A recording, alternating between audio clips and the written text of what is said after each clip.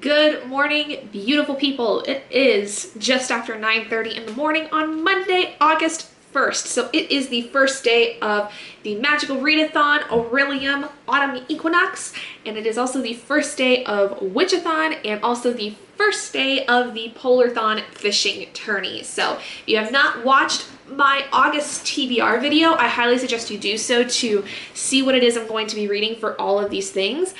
But let me just adjust this real quick because this is a little low.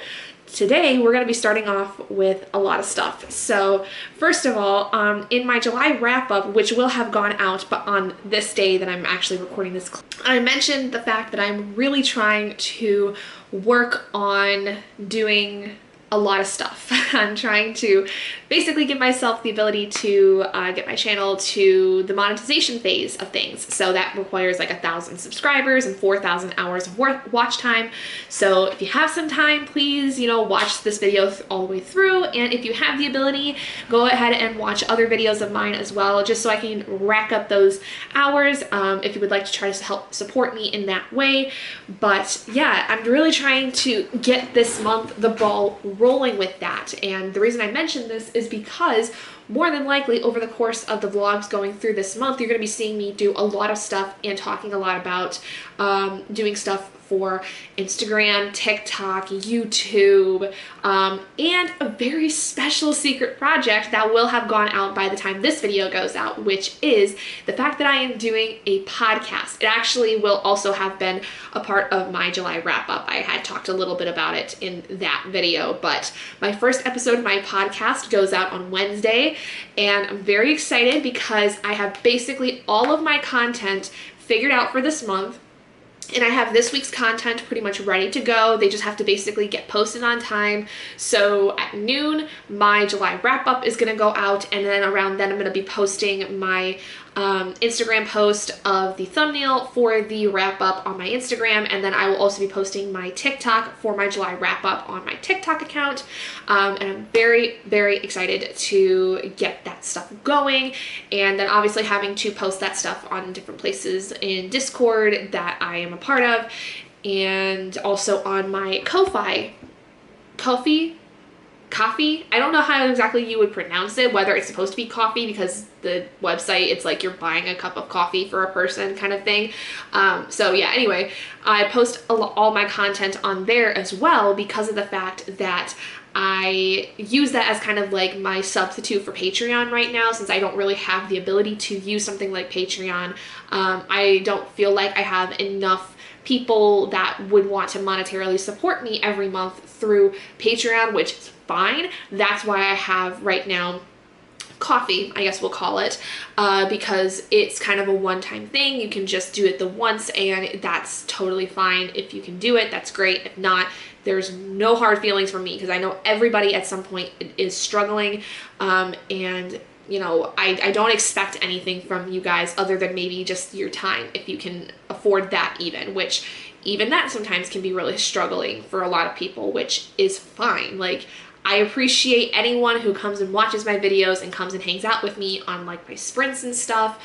Like, it just means a lot to know that there are people who want to come and hang out with me. So that's kind of what I'm like looking into this month, is really looking to see how much I can grow my channel by posting a lot of content on a regular basis almost every day. Today there will be stuff posted on my TikTok and on my Instagram. And then on Mondays, Wednesdays, and Fridays, I will be having videos. Then Wednesdays, my podcast will air. So I have a lot of stuff that'll go out during the week. And then pretty much from here on out, Saturdays will be my bulk filming and prepping of video files and stuff like that, and like transferring files to my laptop.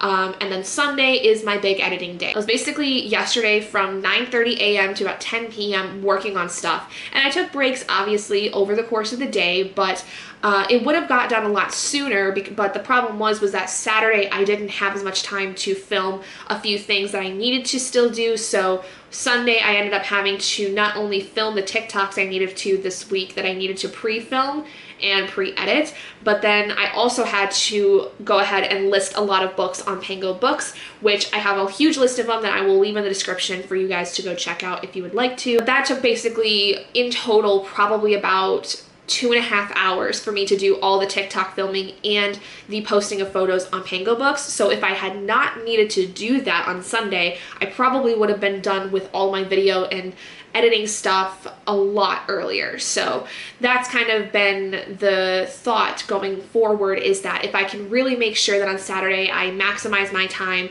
and get everything done, filmed and prepped, at least to get the files ready so that I can just go in on Sundays and edit and, you know, kind of go from there.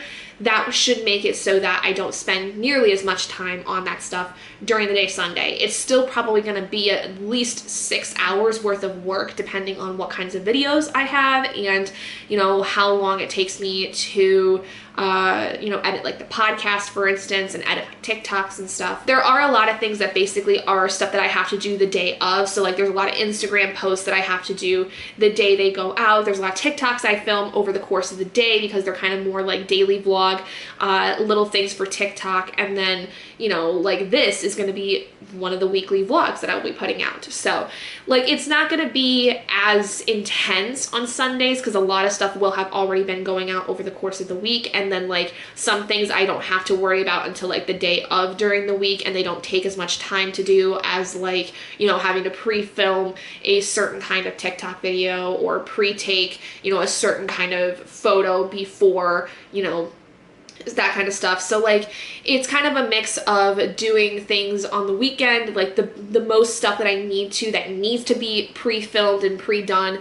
And then there's some days during the week where I can wait until the day of to take the photo and quickly edit it and, you know, kind of push it out pretty quickly. So that's kind of been my thought process, is that like the stuff that I know is going to take like maybe maximum 10 minutes for me to do, that I can do on one of my breaks from work, you know, it's going to be something where it's not going to be too much for me to do that. So I'm trying to like basically give myself enough time in my day to get things done that I need to. But today I don't really have to worry too much. I just have to make sure that my Instagram post goes out later today and also my TikTok, and then that's about it. That's all I got to do today in terms of content posting. But I do still need to do my daily tarot and oracle reads for TikTok and Instagram as well, and those are just going to go on my stories on both. So it's going to just take me a few minutes just to do that.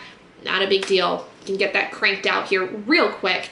And then, like I said, just posting those posts later. So I think I'm going to go ahead and get those done, but let me talk about real quick about what I'm going to start reading today. Okay, so the first thing I'm going to read today is going to be a really short thing. It's basically going to be the Critical Role Vox Machina Origins Volume 3, Issue 1 comic book. Now, this is basically the first in the third volume that there will be of the origin stories and like origin kinds of dealings with the team of Vox Machina. If you guys are at all fans of Critical Role on YouTube, this is basically the comic book series and graphic novel series that is dictating a lot of the story that we don't get from the beginning of Vox Machina, the things that, you know, especially how Vox Machina comes together as a group. I loved the first 2 volumes. I read them back in January and I loved them so much because I just love anything to do with this group of people, these characters, and I think if I can manage it, I'll get this done during my next break at work, or at the very least, I'll read this over my lunch period today. But this is going to be more so for Magical Readathon. This is going to complete my animal studies course I need to for the autumn equinox. So the character I created for Magical Readathon, for those of you that are interested, was actually a character I had created that I was going to use for a D&D campaign a long time ago.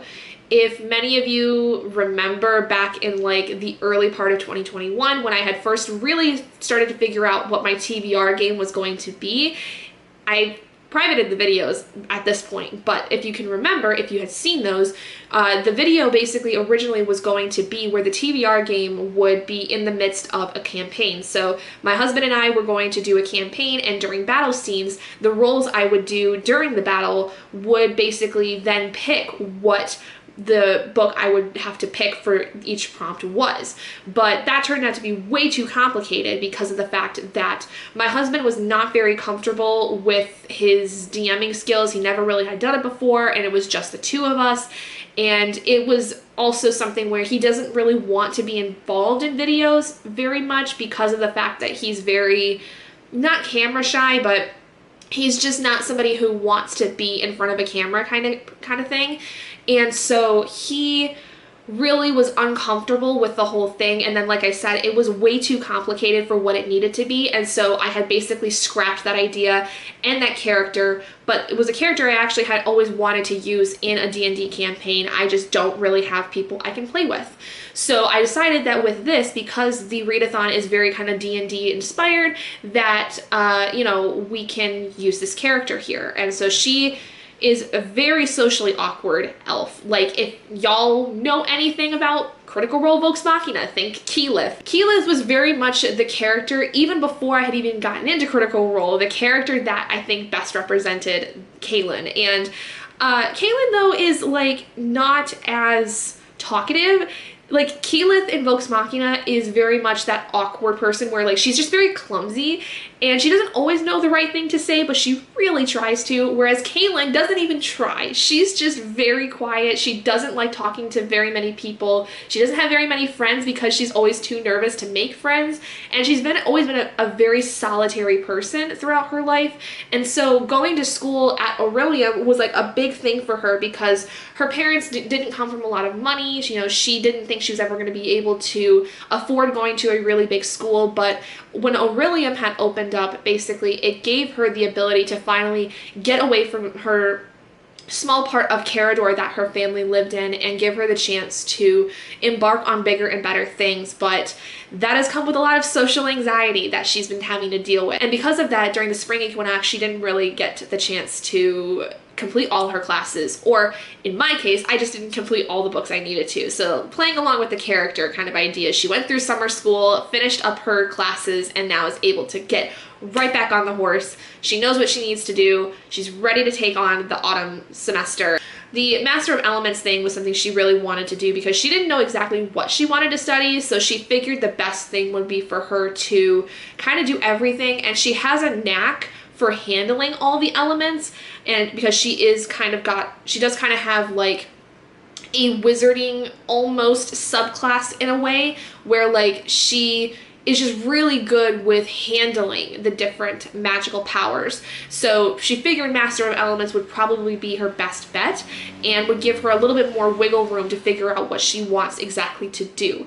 So that requires her doing animal studies for a class. She just has to get like the first level of that done, the first level of astronomy done, all 3 levels of elemental studies done naturally, 2 levels of restoration done, and 1 level of shapeshifting. So with Critical Role Vox Machina, this will complete the 1 level for animal studies that she needs to complete, which will be very easy to just finish up, like I said, during my lunch. And the other book I'm going to start today is also Black Girls Must Die Exhausted by Jayne Allen. This is going to complete the class I need to complete my astronomy stuff. So in one day, I will finish a class and get started with doing another class's requirement. So this is basically, though, an adult contemporary that focuses on a Black woman who kind of had this like life where everything was going absolutely fantastic. She had a plan. She, knew what she wanted to do with her life. She knew how she was going to go get it.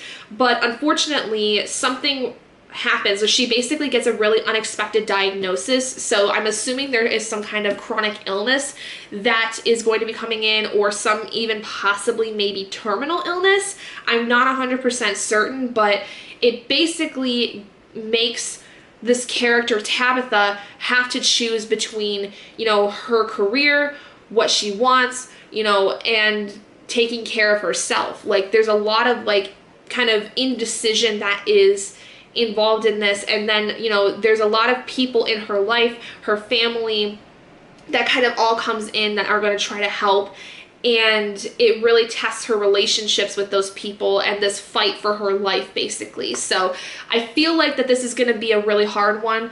I did hear some people say that, obviously from not being a Black person, it definitely wasn't as hard-hitting because of the fact that this is something that deals more with a Black-centered community, which is totally fine. I really enjoy reading stuff like that, but nonetheless, I'm a very sensitive person, so I think that if there's any involved pain in this and suffering, I'm probably going to feel that in some capacity because I hate watching characters suffer, even if it's for the purpose of the story. You know, it hurts my heart. It hurts me to see people in any capacity really suffering, whether it's chronic pain or illness or mental health, or just dealing with the atrocities that there are in the world. That it just hurts my heart to see and experience things that are happening to other people that I wish I could kind of take away. Reading almost the first third of this, I think, today, because I'm trying to read about 126 pages every single day, which is what could basically get me to complete all of my books. That's kind of what we have, and I'll be getting around there. If I can stay with my reading schedule, though, for this entire month, I will actually complete my reading by the 27th. All my TBR will be done by that point if I can stick to 126 pages around every single day. So there's going to be some days where I'm going to definitely read more than that, because of the fact that, like, there will be some times where, you know, 126 pages exactly will be in the middle of a chapter, and I don't like stopping in the middle of a chapter, so I'm going to, like, finish that before calling it quits for the day, kind of thing. I'll check in with you guys once I've completed the Vox Machina issue, because that'll be pretty easy to just fly through during my lunch.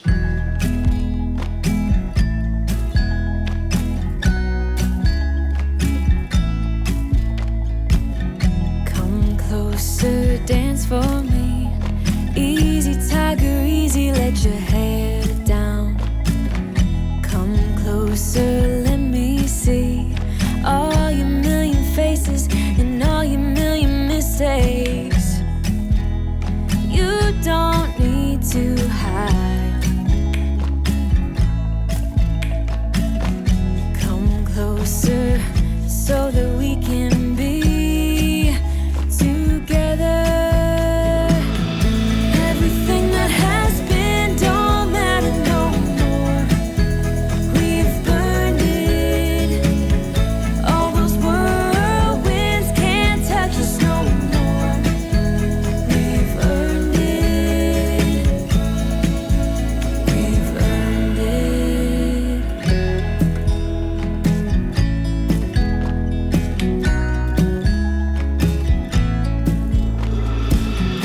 Your eyelids and perfect lips got me rushing, panting. I'm so lit. Like lilies you open, the fragrance goes to my head, my darling. I get everything that has been don't matter no more. We've burned it. All those whirlwinds can't touch us no more. We've earned it. We've earned it.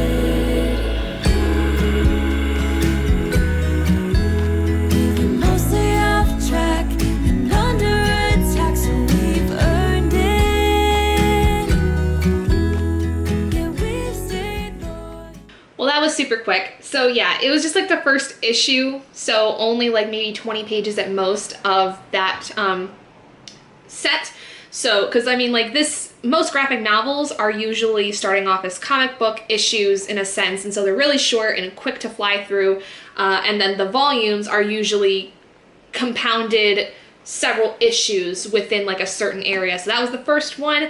Really cute. Obviously, I mean, you could have heard and saw me laughing because they're issues of basically the story with well-established characters that I know the voices of. I can hear them literally in my head saying the lines and making the jokes that are in this comic book, and it makes me so happy. So obviously a 5 out of 5 stars. Loved it. Will continue because there is nothing that Critical Role can make that I will ever be disappointed with. So there's that. But that does mean that my first read for the Orillium Magical Readathon is completed. So I've completed my Animal Studies course, which is fan-dabby-dozy. Love it. So super excited for that. I don't think that counted for anything for Witch-a-thon in particular.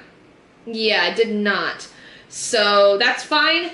But my next book will be counting for stuff for Witch-a-thon, which Black Girls Must Die Exhausted will count for, on the bingo board, the prompts of Earthy, Flowers, and a Powerful Read. So I'll get 3 prompts done with that one. But for now, the Animal Studies point is done, and I can mark it off in my journal. And my video for my July wrap up also did post, so I gotta go ahead and get that posted on Instagram and TikTok and everything. So we will go ahead and get that done here really soon once I finish filling out my journal. And there's still about 7.5 minutes of that sprint left for the Witch-a-thon kickoff sprints. So yeah, it's gonna be a pretty good day.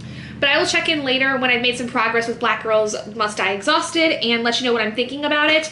Probably won't be until later this afternoon, just because of the fact that I'm gonna have to go back to work here in about half an hour, and I'm not gonna really have much time to film too much until later this evening. So I will speak to you guys then.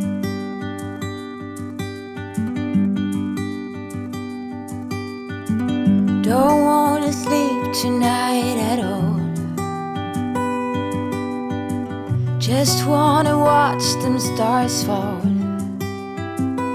But you don't wanna try to make up dreams just to be seen. I wanna lay here beside you, all quiet. Fire breath and open sky. It's not what we know, it's where we go. I grow wings and tell her goodbye. Oh, it's not what we see, it's what we choose to be.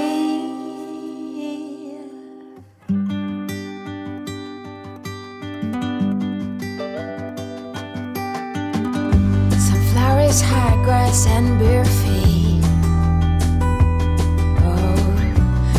Each second is a treat. I keep my balance next to you. It's true. Nowadays there's nothing I wouldn't do for you. Fire breath and open sky. It's not what we know.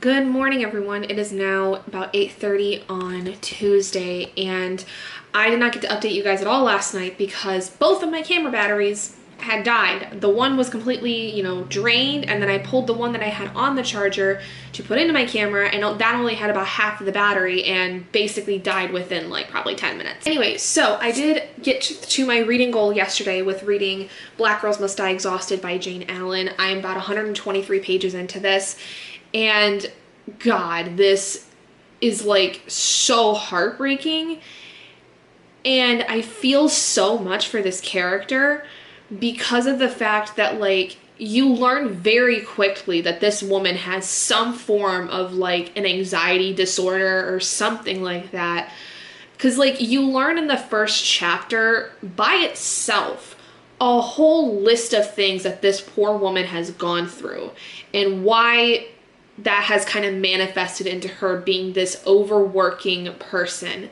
And you also learn at the very, very beginning that she gets a diagnosis where essentially she is running out of her eggs, and she has like 6 months to have a baby, if that's even gonna happen. Like, that's the only time left she has to possibly have a baby. And the reason why that's happened is because of the fact that she's put herself under so much stress. So essentially, she is trying to figure out how and if she's even going to be able to have a baby, because she's been in a relationship with a guy for about 1.5 years now, but they're not certain whether or not they want to have a baby because, it's not as long-term of a relationship as she would like before asking somebody about having kids, but she also has an incredibly small window of time. And you learn she has 2 best friends, one of which has been her childhood best friend who is married and has 3 children of her own, and then her other friend who is also around their age, who's been, around their group for several years because she met her in college, and that friend is kind of living the single life. She's kind of just, not really concerned with having kids. She's kind of just doing her own thing. And there's all kinds of other things that this poor woman has to like basically go through. Tabitha has like this very strained relationship with her mother and her father, and she pretty much relies on her elderly grandmother because at one point in her life, due to awful family circumstances, she had to go live with her grandmother for pretty much the majority of her life. And so Tabitha has to like basically rely on her grandmother, also named Tabitha. And there's a lot of interesting intersectional things that are going on with this about not just being a woman that is, you know, suffering from infertility, but then also being a Black woman. And especially in terms of being in a journalistic area, because Tabitha is a journalist and looking to step up in her career, there's a lot of the kind of racism in a sense that is done in her office that, you know, the one white guy who seems to be the golden boy of the office gets all of the best stories. He's the one that everybody wants to do these big story things, and nobody even pays attention to her, which is part of why she has all this stress. So there's so much involved in this story that is not just about infertility, but about being a Black woman in the workforce, being a Black woman in contemporary culture in general, in terms of, you know, what is expected of you as a Black woman, whether or not that's, you know, making something of yourself, especially if you come from a kind of lower income area of, for instance, the city of Los Angeles, where a lot of the story takes place. You know, they talk about how there's so many other Black people that come from a lower income area that look to Tabitha as being like, oh my God, she's the one that got out. She's the one that made her life, you know, super fantastic. We all should look up to her kind of thing. And how much pressure that really puts on a person like Tabitha. And so like, there's so many nuances that are involved in this story, but speaking generally from the anxiety aspect of it and the constant overthinking, the constant need to have validation that you're doing what you're supposed to, and also the fear that you are never going to essentially live up to either people's expectations or the fact that you're not going to be able to do everything it is that you are looking to do, and how that having that ripped away from you in some way is really, really, you know, disturbing, and it's really difficult to handle. I can relate to that. I can't relate to obviously the representation of being a Black woman in this and the nuances that are surrounding around that, but I do appreciate how I am able to still connect to Tabitha because of the fear and the anxiety that she feels. Now, I'm in a little bit of a different boat than Tabitha in terms of the whole fertility aspect, because I am, you know, at my age, I'm a little younger than Tabitha is. She's like in her early 30s, and I'm still, you know, only 25 years old. So I don't have any real scope of whether or not I am possibly infertile, if at all. But at the same time, I am currently not looking to have children, so it's not a big concern for me.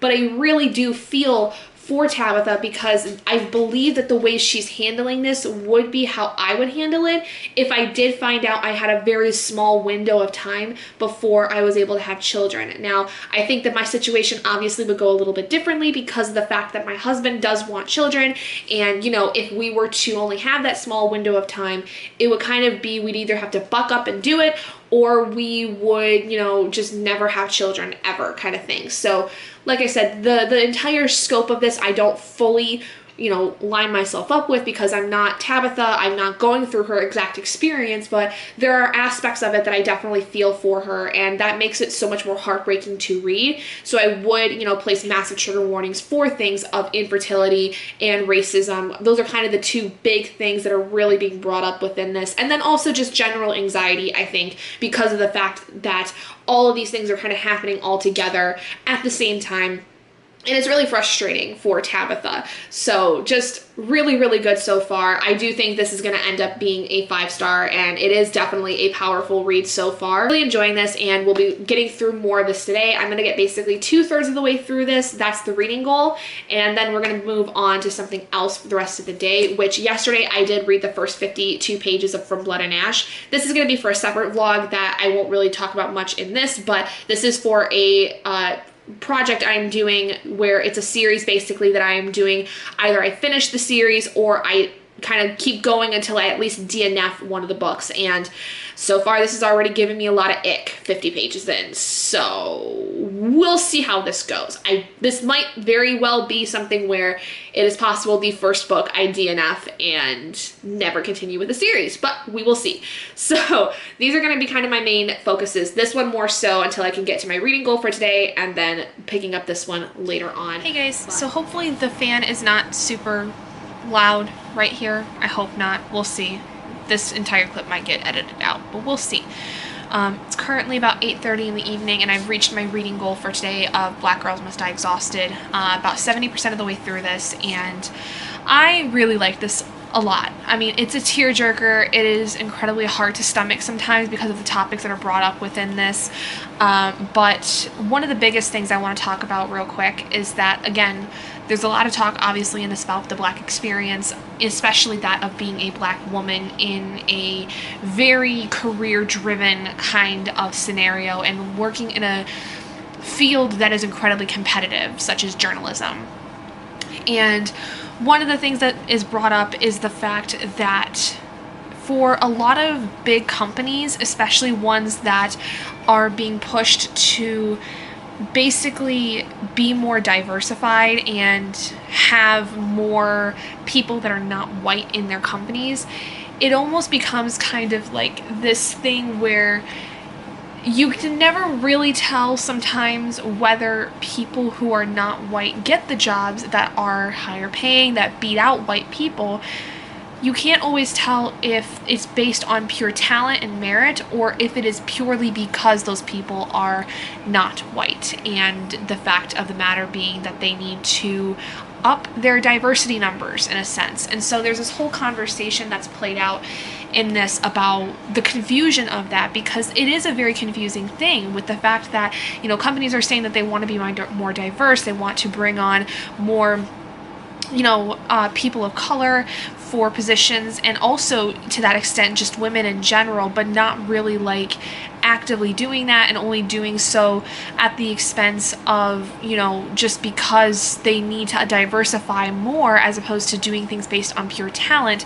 It's this really difficult thing. I can't exactly say why this conversation is brought up, because it is something that does spoil some of the plot within this, but basically what I can say is that there's a lot of confusion surrounding around that topic, and I think it's a very important topic to be brought up, because it's not just in the workforce, but it's also kind of something that needs to be addressed in terms of looking at the ways in which people of color are looked at, and how unfortunately companies will play on this idea of needing to be more diverse, but really it's more of, you know, just doing things to keep them from getting sued, keep them from getting in trouble by, you know, communities of color, where they could lose things like ratings, or could basically lose love from the public eye kind of thing. And I've noticed that within the company I actually work with, that I don't know necessarily what they are really doing to be more diverse. I work for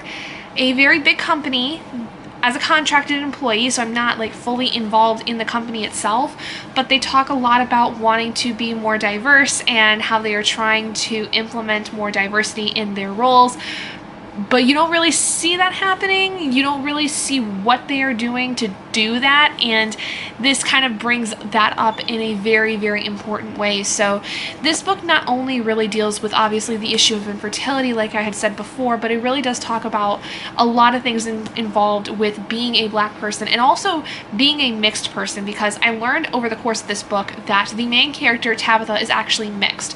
Her mother is Black, but her father was mixed, because her grandmother, Tabitha's grandmother, Tabitha, is a white woman who had married a Black man back in the 50s or 60s, something like that, like a long time ago, basically, when it was almost unheard of for a white person to be involved or even married to a Black person. And Tabitha talks about at one point where when she was 19 and pregnant for our Tabitha's father, it was still illegal for them to be married as a white woman and a Black man, and so they had moved out to California, and you learn a lot about their family history. And there was a really sweet conversation that was brought up between both Tabithas that I think is really important. This also talks a lot about family. There's a lot of honestly, like, emotional turmoil that our Tabitha, the main character, has really gone through in terms of family issues that I think are very beautiful to explore. And again, like I said, this is a tearjerker. This is something where, especially if you can relate to Tabitha on all of these levels, that it is going to very likely cause you to be emotional, because even as somebody who's not fully, involved in anything that Tabitha is, being not a mixed person, being not a person in a super competitive field, being not a person suffering from infertility, not being a person that is from a broken home, it's very hard for me to get through some of this because of the fact that it's just so sad, and it hurts because I can only imagine and sympathize with what's going on. I can't fully ever understand what it's like to be in her position, but I feel so much for her because that's a lot of trauma. That's a lot of emotional trauma for one person to deal with in their lifetime, on top of all of the relationship issues that go on in this, and friendship issues that also continue, that we really just kind of got into here about almost 3/4 of the way through.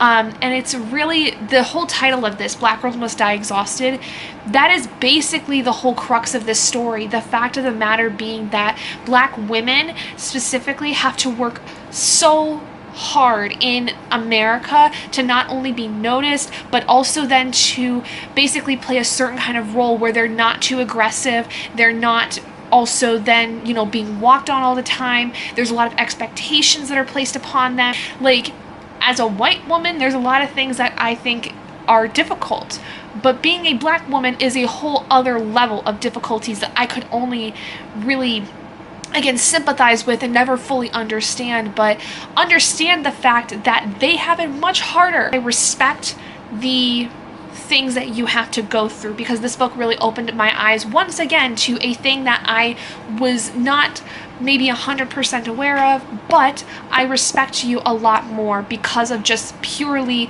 the things that are brought up in this that are actually very important topics that need to be addressed in terms of being a Black woman in specifically American society. So I definitely see why a lot of people really, really enjoy this and love Jayne Allen's writing, and also why this is a highly recommended book for many, many people. Should be able to finish this tomorrow and then get started with my next read. So we'll have 2 books down by tomorrow, and I still have plenty more time in this week to go before the end of this vlog. So I think we'll at least get through maybe another full book by the end of the week, but we will see.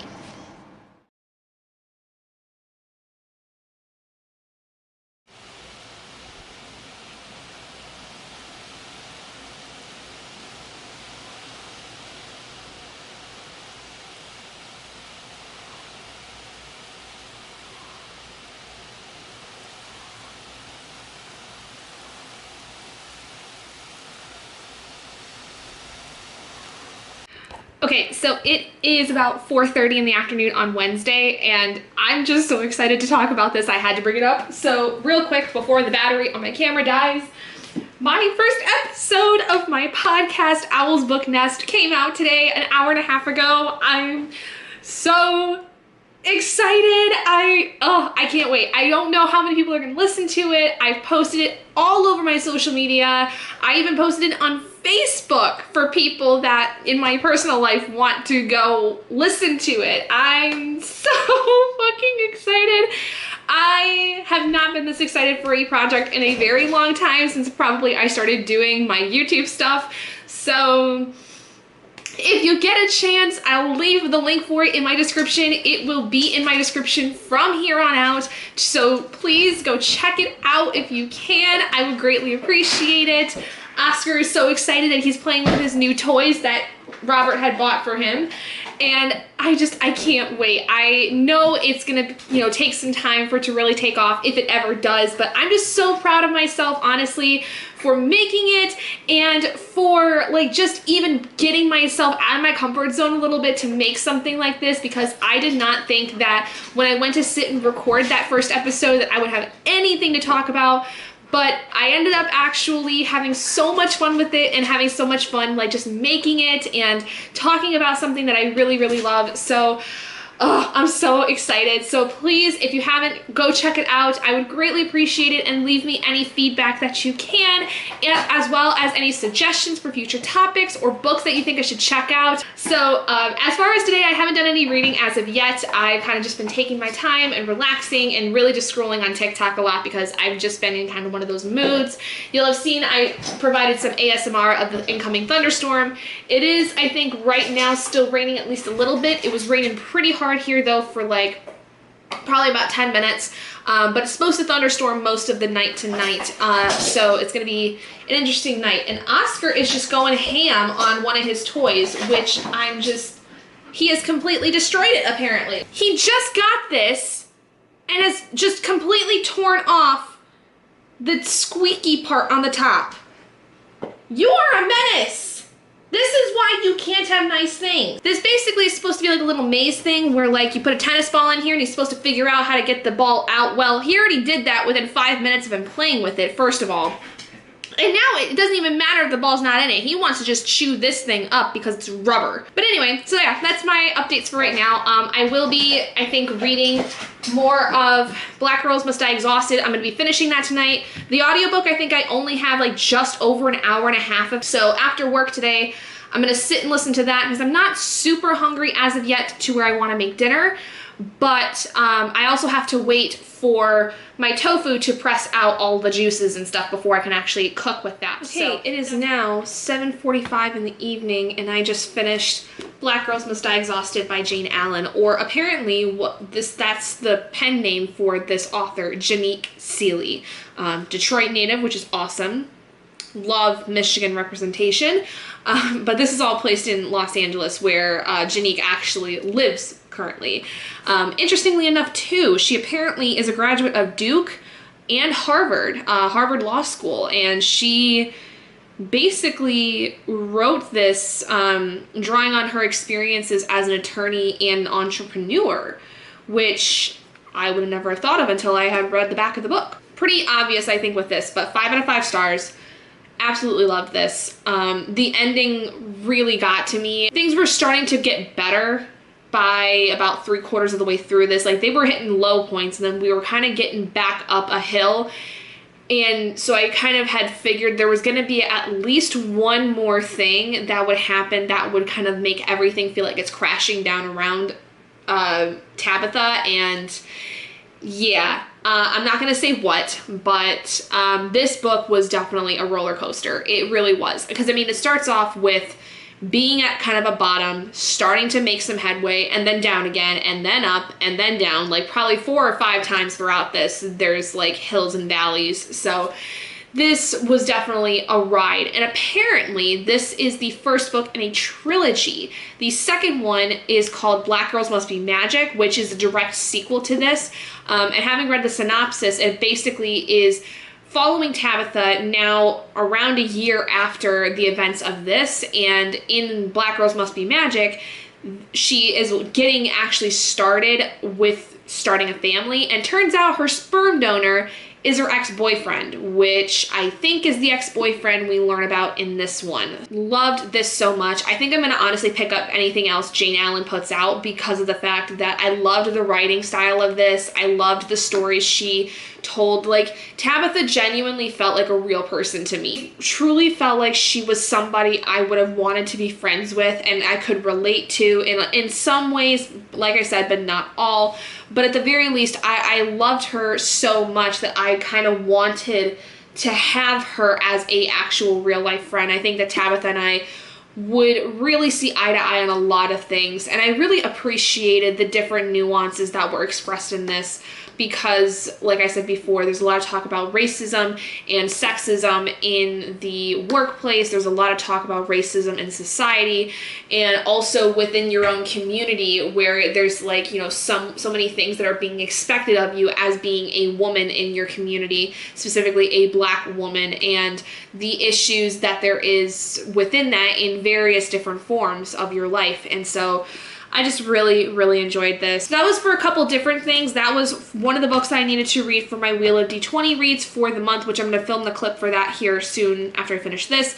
But this was to read a book that was under 500 pages. That was one of the prompts I got from playing Stephanie's book versus Starhop TBR game. This also was for the Orillium Autumn Equinox, the prompt I needed to complete my astronomy class. So I now have 2 classes for Orillium's Autumn Equinox already taken care of, which is great. And this also was my first book to complete 3 prompts on my bingo board for solo witches for Witch-a-thon. This completed the prompts of Earthy, Flowers, and a powerful read, because I knew going into this I was probably going to cry and it was going to hit a very, very deep well within me, and it certainly did. I don't know if I really could have expected anything else with a story like this, but again, already want to go back and reread it like immediately. But today I also want to get started with my next book, which I only need to read about 30 pages of it to meet my reading goal for today, but that is A Court of Frost and Starlight by Sarah J. Maas. This is the August read for the read-along series that we are doing with Princess over at Castle Library in preparation for her nuptials going on in 2023. Basically, we're reading this so that we can kind of get the vibe of what her wedding is going to be. She wanted to do that so that she had a better understanding of the kind of theme that she and her husband were going for their vow renewal. So really excited for this because I absolutely loved the books so far. The first one was a little iffy for me at first, but I ended up giving it a 4 out of 5 stars. Then Court of Mist and Fury I gave 5, and then Court of Wings and Ruin, which is so far my favorite of the series, got a 5 out of 5 stars as well. And so I've heard this one though is a little off for some people. It doesn't hold up as well, especially because of the fact that it is more of a novella. So I remember when a lot of people were reading this when it had come out that they were really disappointed with this. So I don't have too many high expectations. I don't really know what this one's going to go into, just like I haven't really gone into any of the books knowing what I was getting myself into. But hopefully at the very least the first 30 pages don't make me want to cry. And then last night I did get through another basically like 50 some pages, almost 60 pages of From Blood and Ash. And I don't hate this yet, but I'm still kind of dealing with that icky scene that I dealt with earlier. But if I can get through the next 30 pages here before my husband gets home from work, because he still is not back from work yet, I'll get started with reading probably another 50 pages of this, or however much I can get through tonight. So A Court of Frost and Starlight, though, is going to be counting for another Wheel of D20 prompt, which is to read a book under 400 pages, which was another prompt I got from Stephanie's Book versus Starhop TBR game. And it also is going to be the first book to count for my Elemental Studies class. This class I need to have 3 books read to complete all 3 of the levels. So the first level was to read this one, and then for Witch-a-thon, this is also going to count for 4 prompts on my bingo board, which are to be stars, a book club book since I'm reading this with other people, an ebook because I do have the ebook bind up of the first 5 books, which basically are 3 main ones, this one, and then also A Court of Silver Flames. And then this also was to read a book that was over 300 pages because I believe this is around 300 pages total from like beginning pages all the way to the end. Kind of stretched that a little bit, but it'll do. So, or at the very least, one of the ebook versions says that this is over 300 pages, or because of the fact that it's really part of a bind up, obviously it's going to be over 300 pages, so either way it counts. But that's kind of going to be it for me for right now, because I'm not going to really have much to say right yet, but I'll come back to you guys tomorrow when I have some updates on what I think of that so far, and then if I can get through more of From Blood and Ash. But I'm going to go ahead and quickly film the clip for Wheel of D20 to talk about what I just talked about. So see you guys tomorrow.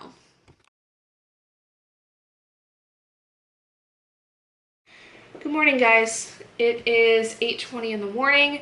Last night I did end up reading the first 30 pages basically of A Court of Frost and Starlight. Don't really have any opinion on this yet because really there's not much that's gone on. They're preparing for some kind of like event or festival or something, and I don't remember what it was off the top of my head. But then I did try to get through more of From Blood and Ash and ended up actually DNFing it. So my finisher DNF series for August is already very short because I didn't even get through the first book of that. So yeah, not impressed. Really disliked this. Don't really feel like I have any real desire to continue with it. So my goal for today is to read another 133 pages of A Court of Frost and Starlight. That's I think the only reading goal I have for today in terms of like getting to my page count for the day, which is fine. The audiobook is only like about 3.5 hours long, something like that. It's fairly short because this is a pretty short book. But according to script, I have just about 3 hours, 2 hours and 52 minutes left. I'm not going to finish it today because, like I said, I only need to get to like 133 more pages, so I'll be basically at like 160 something around there. But then I'll only have like about 100 and some pages left of that. So tomorrow I'll be finishing that up and then getting started with another book. I'm probably going to hold off on reading anything until this afternoon. I've been usually waiting until I get through a good chunk of my Watch Later playlist. And if not that, then I usually wait until around after dinner to do some reading so that I can kind of unwind for the night. So good morning, everybody. Happy Friday. It is 10 to 10 in the morning, and I am so excited that it's Friday. I feel like this week has both gone by super fast, but then also not. So anyway, so last night I ended up reading more of A Court of Frost and Starlight. I'm about 163-ish pages into this. I'm using the bind up that I have, that's an ebook bind up, but really liking this so far. I do see why a lot of people seem to not think that this is a good installment in the series though, because like the whole thing is it's centering around right before winter solstice essentially, or what like, or some kind of solstice at least that is like equivalent to Christmas time for us. And there's not really a lot of action per se because of the fact that like this is after the war that happens in A Court of Wings and Ruin. And so this is kind of like more so catching up with everybody several months after that war, what's going on. There's some things to do with Rhys and Tamlin. There's some things to do with Nesta and whether or not she feels like she's really meant to be a part of this world kind of thing. There's still some things going on with Elaine. And then in terms of Feyre, there are some things that, you know, she deals with in terms of everybody, but then she's also got her own issues that kind of came up in the course of A Court of Wings and Ruin in terms of things that she had seen in a particular instance that I can't really say without really spoiling anything to do with A Court of Wings and Ruin. But the thing that she sees in terms of like the object she goes to find that then shows her something very particular, for those of you that might know what I'm talking about, there's a lot that goes on with that in this one. And to, I think most people, it seemed that there was really no plot and therefore no kind of point to having this. But I actually think this is really interesting because of the fact that it does act as if kind of like, where are they now? What are they doing now kind of story before we get into fully fledged with A Court of Silver Flames that is from Nesta's point of view.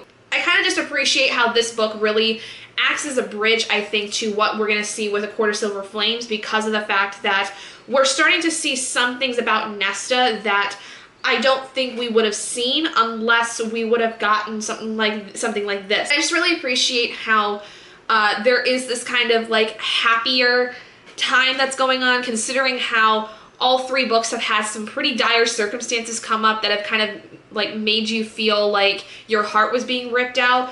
I mean, with A Court of Wings and Ruin, I felt like it was being ripped out and stomped upon every 5 pages. But I love that this one has a little bit more of a happier tone to it. Like, it's not fully happy, but nobody so far has died. That's all I care about. There are some things that happen in terms of relationship issues, in terms of like how Feyre interacts with some people, rubs them the wrong way, or there's certain people who have issues still that they're trying to work on that is really difficult for them to work on because of the fact that they don't know how to solve it kind of thing. So this is very much kind of just, I think, focusing on a reprieval time for everybody where they can finally relax, but at the same time they have several issues that came up in A Court of Wings and Ruin that they now need to really start actually figuring out, which none of them I think are really prepared for. So very much enjoying this. It's not like a perfect story by any means. I do feel like that it's still a little slow at times. So it's more of a 4 to 5 stars as it is, but I only have about 60 pages left of it.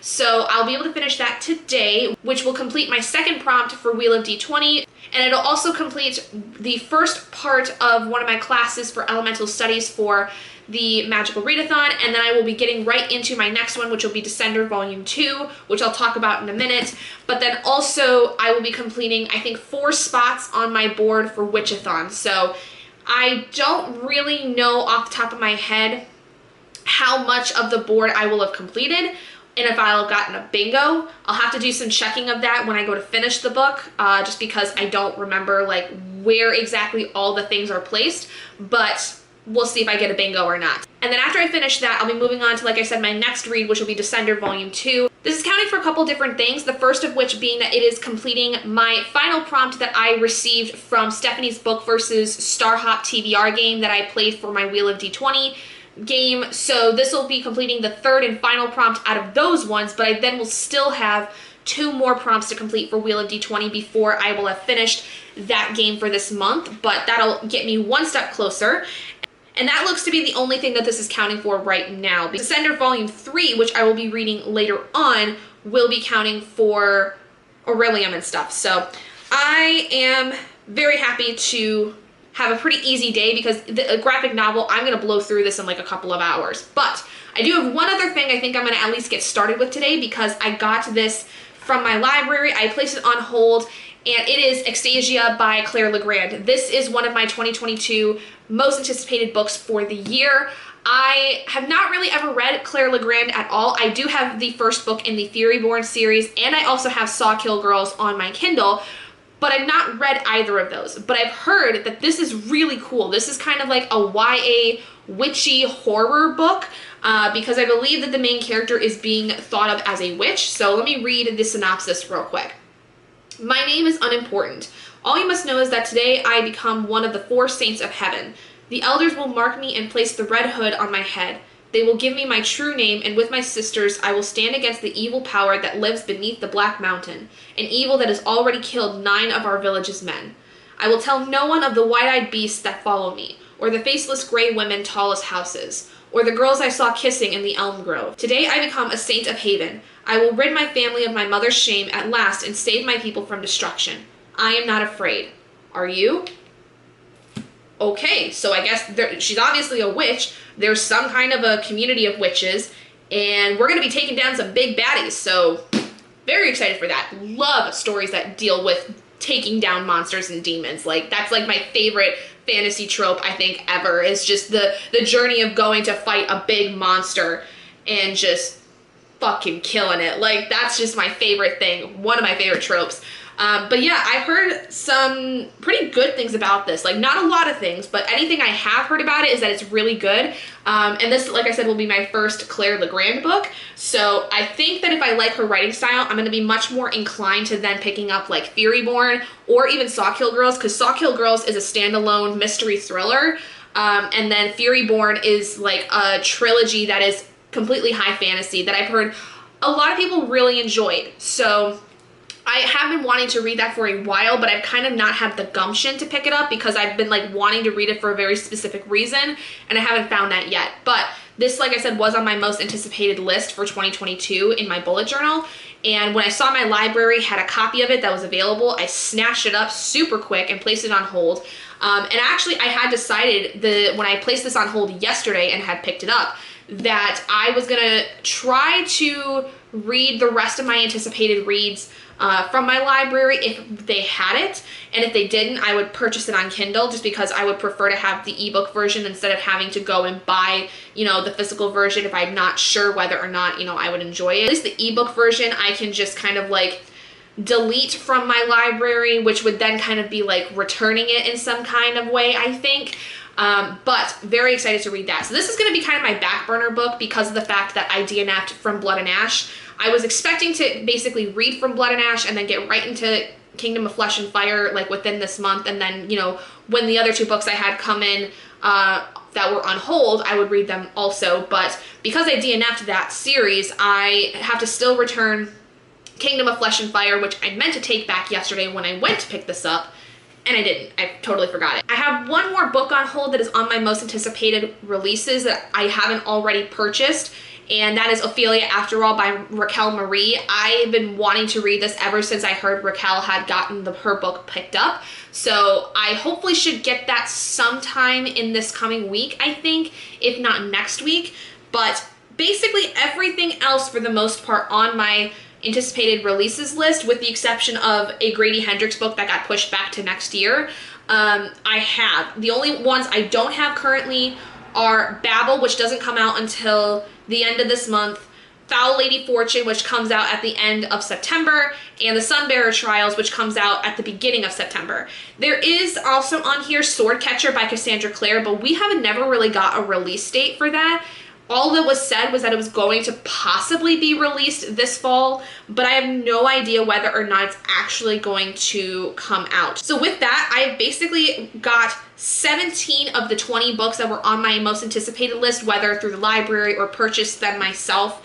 I still have yet to read a lot of them. The only one I've read out of all of those is Gallant, because I basically read it as after I had picked it up, because it was part of my Wheel of D20 spin for May, I think, and it was like just after it was released. So I still, like I said, have 3 books that are yet to come out that I would like to get. I know for a fact I'm buying Babel. There is no question about that. I am buying that when it comes out.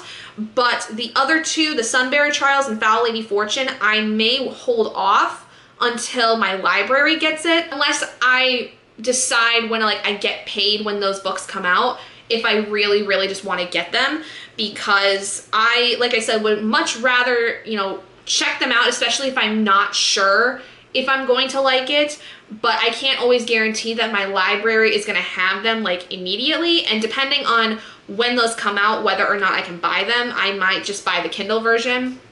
We'll see. But that's kind of my plans for right now. So I don't know how much I'm going to get into Extasia today. It's going to depend on how much time I'm going to have tonight, because tonight is date night for Robert and I. We have not had a date night in a long time, since before we got Oscar.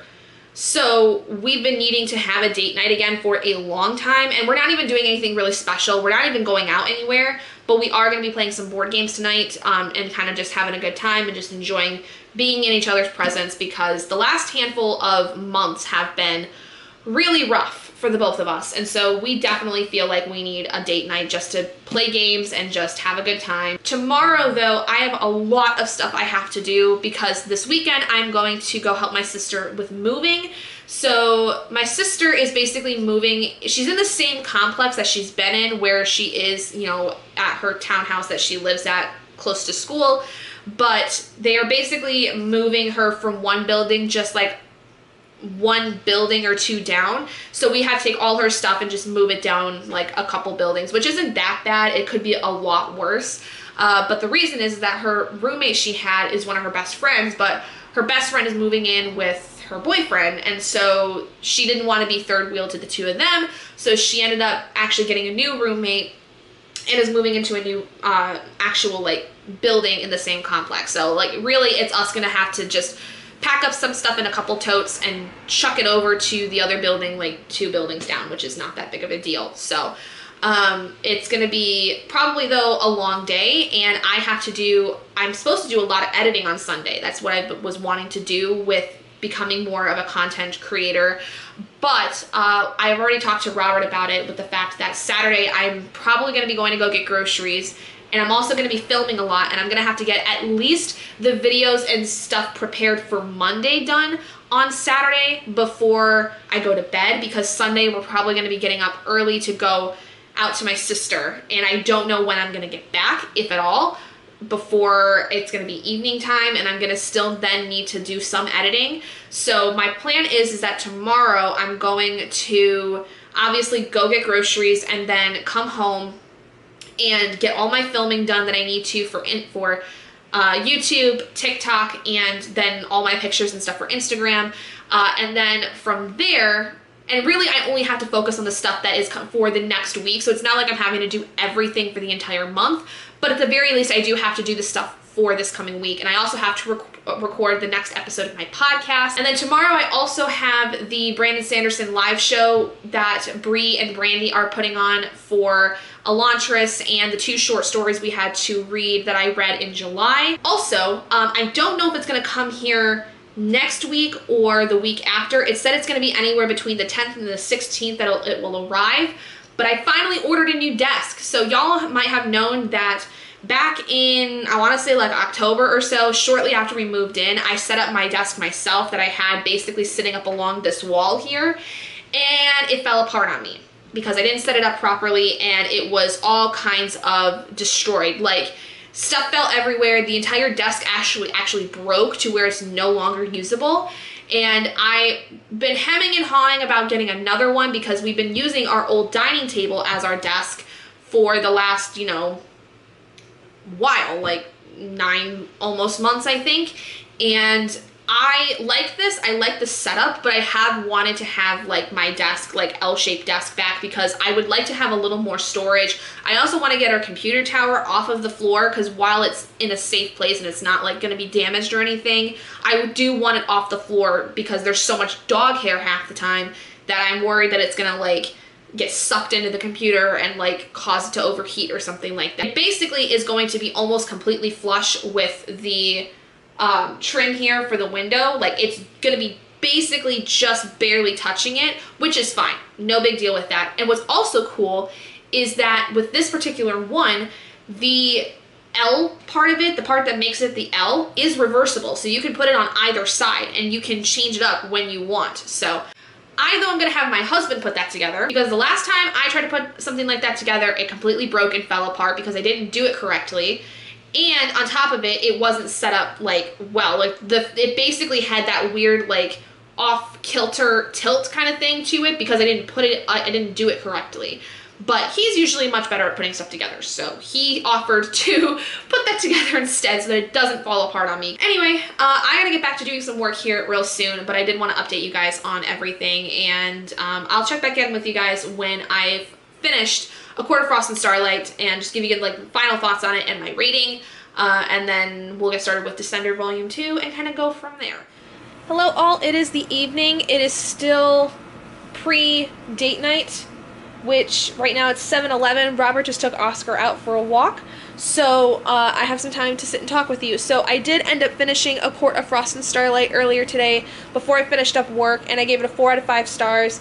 I have more to say on it in my Wheel of D20 video because it was one of the books that I needed to read for my Wheel of D20 books, but I really liked it. I do think that there should have been something a little bit more fleshed out with it. I feel that this definitely was not something that should have been left as a novella. I would have preferred it to be a little bit longer because I think that there were some really good things that we could have seen more of.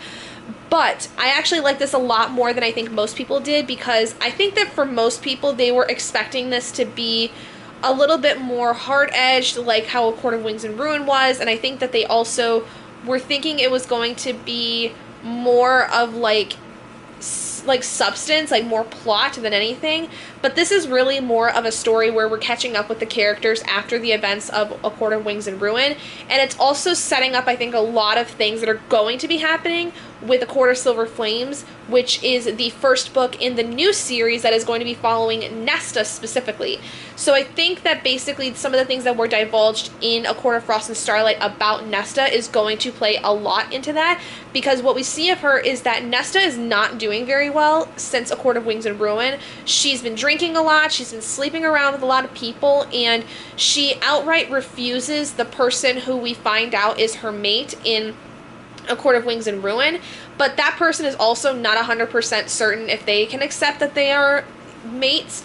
It's kind of weird, like they're actively starting to try, you see throughout this one, but they still are not 100% certain what that entails, and like they don't know whether or not it's going to happen, kind of thing. Like they don't know if they're just going to completely refuse it for a long time and then happen, or whatever. But I really like this. I think that it definitely sets up a lot of great things to expect with the next series. But then I jumped into my next Wheel of D20 read, which was another book I needed to read for this month, which was Descender Volume 2, Machine Moon. Read the entirety of this in like an hour, and this was a 4 out of 5 stars for me as well. The second graphic novel in a series that is dedicated to a sci-fi world, basically way in the future, where at one point androids were like, you know, really, really used a lot in the different planets and universes and stuff like that. But then there is this giant killing that happens where there's these things called harvesters that kill a lot of the life forms, so everything that is basically not an android, so other aliens, humans, things of that nature. They kill a bunch of them, and then in retaliation, the governmental power of the universe is basically, think of like what the UN is here on planet Earth. It's kind of like a coalition like that. They decide that they're going to then try to kill off all of the androids because they are all bad. And there's more going into it. I have more to talk about with this in terms of like the plot and everything within the Wheel of D20 vlog, but basically this is the second installment of it, and I like it a lot. It definitely is, you know, pretty typical of a second installment where it's not nearly as good as the first one, which I had given a 5 out of 5 stars for, because when I look at graphic novel series or manga series that have like multiple volumes, the first one has to get me intrigued and excited for it to be a 5-star. And everything after that, with the exception of like some middling books here and there, typically tend to be 3 or 4 stars because they don't necessarily completely start explaining things as of yet, but they're still very engaging and I still really enjoy them. But then there are some, you know, graphic novels where they're like in the middle of the series that might get a 5-star because like they were just really awesome. They revealed some amazing things and like it got me super, super hyped about the series going forward. But this one was really good. I really like the direction that they decided to go with this one in terms of the storyline, which again I talk more about in my Wheel of D20 vlog. But really enjoyed this, and this one was only for my Wheel of D20 reads, so this didn't count for anything for Orillium or Witch-a-thon. Witch-a-thon, Court of Frost and Starlight counted for like 4 different prompts, which I talked about earlier, and then it also counted for the first part of my Elemental Studies class for Orillium, which was the O one, I think.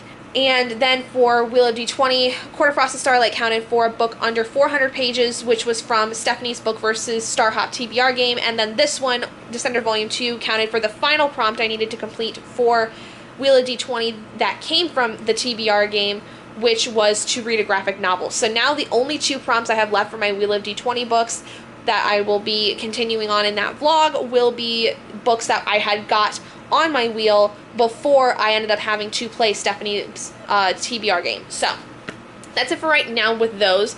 But because Robert is out walking Oscar and probably will for some time, because neither of us are really feeling great tonight.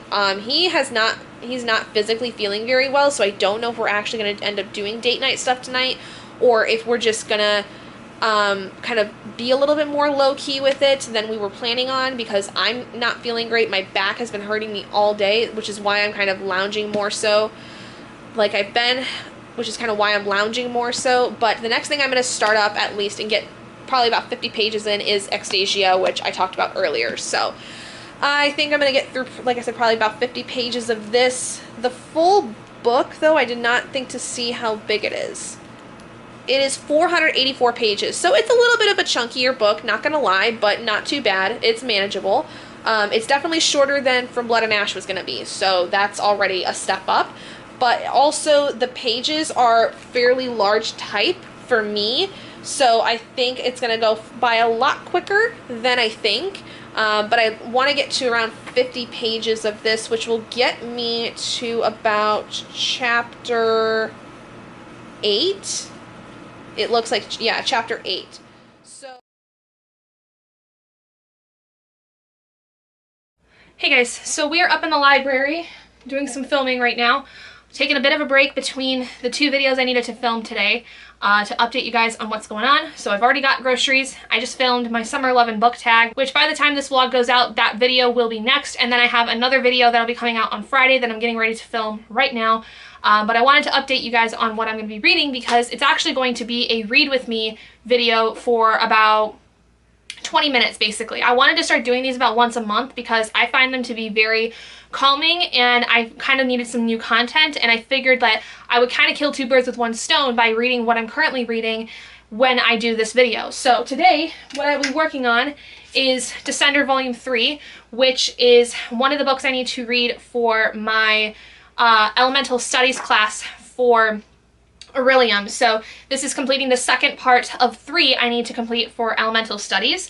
I don't really remember what the prompt is off the top of my head. I just know that it fit it. But this is, like I said, the third volume in that series. I just finished volume 2 last night. So I think in about 20 minutes I can get through a good portion of this and be able to film most of that video and then finish this up later tonight. But then I also, after that, have to still film my TikTok videos, and I need to, I think at the very least, maybe take a couple pictures. I don't remember if I need to do that or not. So I have 2 TikToks I need to pre-film. I have 1 picture that I think I need to pre-take. I also, though, do have to record the podcast episode. Anyway, that's gonna be it for me for right now. I'm gonna go ahead and get filming with this other video and then get the rest of my stuff finished up. I gotta stop yapping and get to work, so I will talk to all you guys later. Okay, so I'm all done filming upstairs. I've got a video rendering, which is this vlog, honestly. So anything that I basically haven't rendered so far is gonna get put in and rendered in tomorrow when I get back. But I did manage to finish Descender Volume 3. I got through like 4 of the 5 chapters in this when I was doing that Read With Me video, but I finished up the last one here while this has been rendering. And I gave this a 5 out of 5 stars. I actually really loved this volume because this one in particular, we get all of the backstory, or at least the majority of the backstory of a lot of the characters that are involved in this, because there is a large cast of them.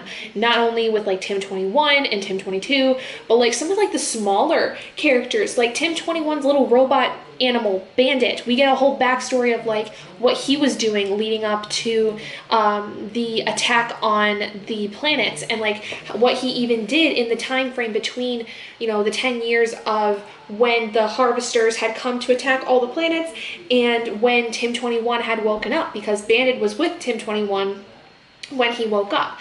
So I really just enjoyed everything that they did with this in terms of really layering in a lot of the backstory, and it was basically going from like the most important aspects, like leading up to the time when the harvesters attacked, and then what they were doing over the course of that time. Flew through this, was really captivated, and I loved seeing just the backstories in general, and the fact that it was all dedicated in like 1 volume, and like basically 5 issues of this were dedicated to backstories leading up to what's been going on currently. Like, that's very exciting, and I wonder if volume 4 is going to have more of that, because there's still quite a few characters we haven't seen backstories of, like Dr. Kwan, or we haven't really seen much of his backstory in terms of what happened to him and why everyone thinks he's crazy, basically.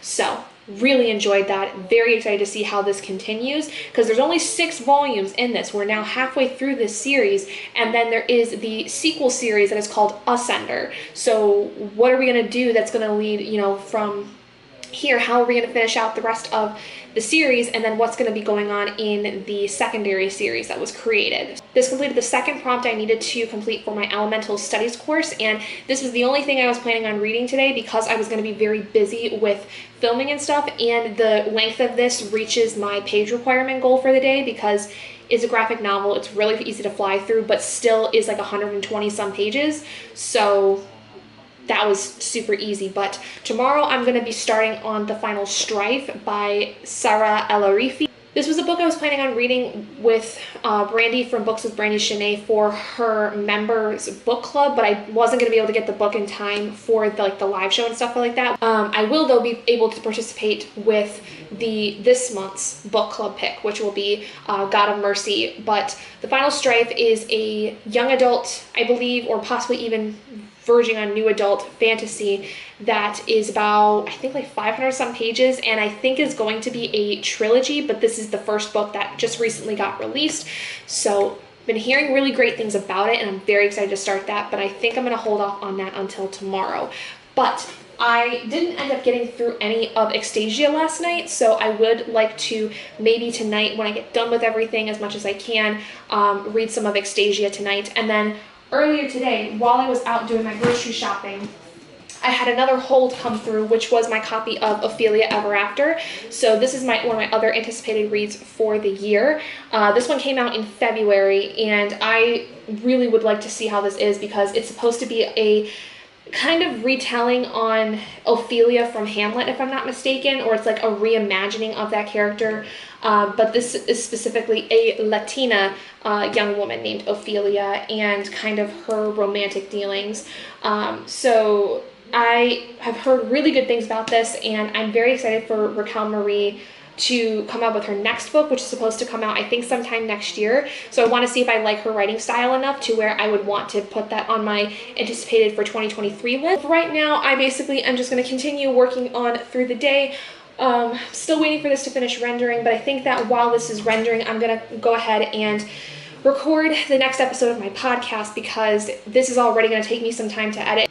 And I would much rather do all the editing for this vlog in one fell swoop, at least the clips that are going to be in it for today. And then tomorrow, like I said, finishing up the last of the clips I have.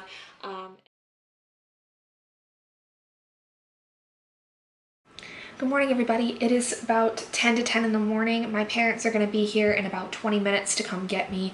But I wanted to quickly update you guys on today because I basically got everything done I needed to yesterday with, you know, still quite a bit of time in the evening. Like, I got done probably like, I don't know, maybe 7:30 at the earliest, but like between 7:30 and 8. And then I spent the rest of the evening with my husband. We went and took Oscar on a walk. And then this morning I got up around 9, got dressed and everything, and actually managed to have time to edit both of my TikToks I needed to. Edit and upload my daily vlog that I did yesterday for TikTok and post that to Instagram, and edit the photo I needed to do.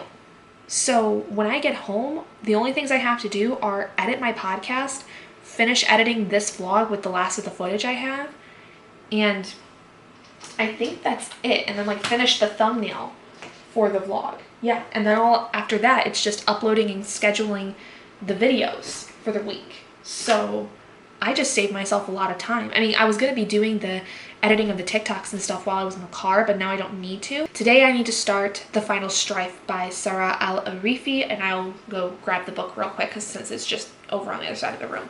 So this is the book. It is a very large, chunky book. It's about, I want to say it's more than 500 pages. Honestly. So not including the glossary that is at the back of this book and other things, the book is 577 pages, but like I said, there is a glossary at the very back because this is a high fantasy world that is, you know, has its own language and things that, you know, you would probably need to know going into this. So very helpful that there's a glossary at the back, but about almost 600 page book basically, which is pretty typical for most high fantasy things, especially that are even in young adult. It's not as often you'll see larger than 500 pages for a young adult, but this is like one of those cases where like it's needed. And I think though actually young adult is starting to get into that area where the books are going to probably start getting closer to 600 for high fantasy work. Urban fantasy probably won't so much, especially I think with how high fantasy has become incredibly popular, especially in YA. I think this is going to be kind of more the norm going forward. So this is the first book though in a trilogy and was released earlier this year. I think it was released like maybe June of 2022. It's been fairly recent. Like I know at least it was this year, but this is what the naked cover looks like. It's kind of got this like, I don't know whether you would call it necessarily bleached, but it's kind of got that textured off-white kind of ivory color, and then the font is all kind of like coppery, which is really pretty. I actually really like this a lot more naked than I thought I would because I thought it was going to be purely white, but it is like that really pretty like textured bleached almost coloring, which is very nice. So today the goal is to get to about 126 pages of this because I'm starting this off from the beginning. This is the only thing I will be reading today for my reading stuff, but 126 gets me to the middle of a chapter, so I will end up going to about page 131, which gets us into the second part. So I'll be able to read the entire first part of this today.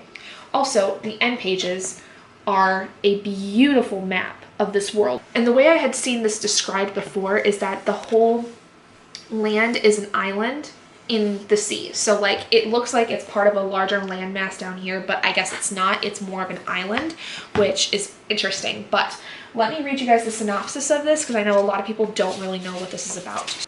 Scylla dreams of her days growing up in the Resistance, when she was told she would spark a revolution that would free the Empire from the red-blooded ruling class's tyranny, a spark that was extinguished the day she watched her family murdered before her eyes. Anor has been told that she's nothing, no one, a disappointment, by the only person who matters, her mother, the most powerful ruler in the Empire. But when Scylla and Anor meet, a fire burns between them that could consume the kingdom and their hearts. Hassa moves through the world unseen by the upper classes, so she knows what it means to be invisible.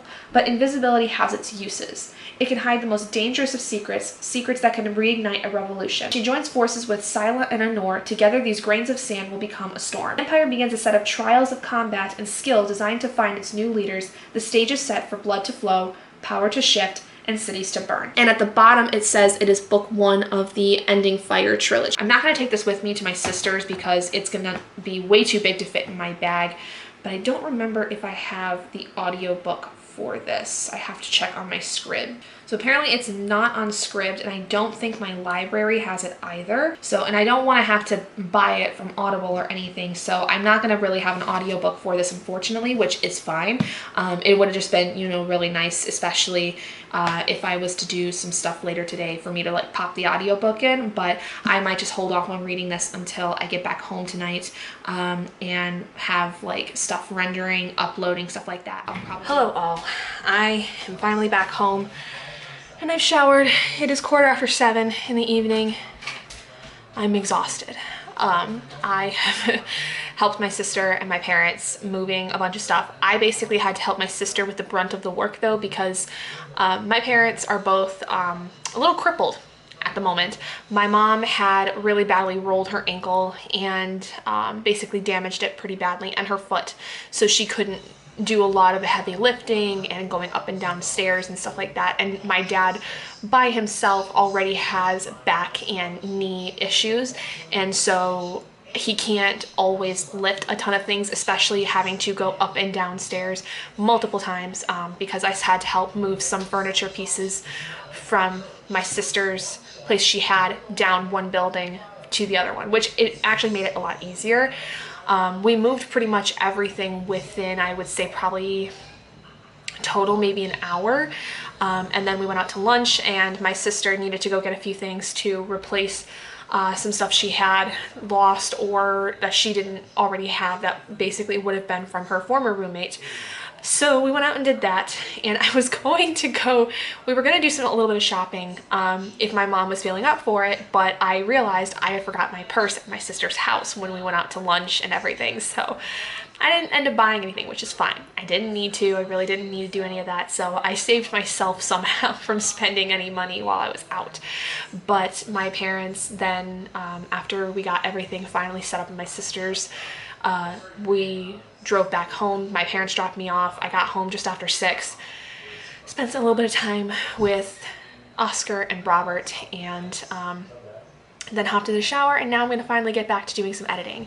I've not read anything of the final Strife because I didn't take it with me, like I said, and I don't have the audiobook, so I think that when things are starting to render and basically then be uploaded to YouTube, stuff like that, I'm going to get started with reading the final Strife and kind of use that for my wind down time. But I don't have, thankfully, too much to edit. I just have to edit the rest of this vlog and then the podcast, which is very nice. That makes me feel like a lot better, considering I got both those TikToks and the Instagram picture done earlier today. So with that being said, I'm going to end this vlog here for right now because I don't really have much else to say. I will update my thoughts on the final Strife when I start tomorrow with the new vlog. If you guys did enjoy this video, please do give it a big thumbs up, and if you haven't already and you'd like to be and would like to see more content like this, go ahead and hit that button down below and subscribe to become an owl in our flock, and I will see all of you guys in my next video. Bye guys.